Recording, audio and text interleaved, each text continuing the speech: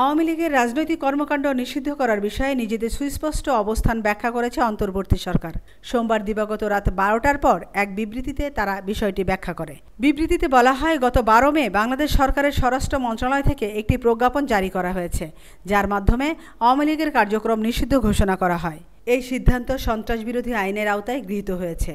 প্রজ্ঞাপন অনুযায়ী আন্তর্জাতিক অপরাধ ট্রাইব্যুনালে বিচার সম্পন্ন না হওয়া পর্যন্ত আওয়ামী লীগ ও এর সকল অঙ্গ সংগঠন, সহযোগী সংগঠন ও ভ্রাতৃপ্রতিম সংগঠনের সকল ধরনের প্রকাশনা, গণমাধ্যম, অনলাইন ও সামাজিক যোগাযোগ মাধ্যমে প্রচারণা, মিছিল, সভা সমাবেশ, সম্মেলন সহ যে কোনো কর্মকাণ্ড নিষিদ্ধ থাকবে।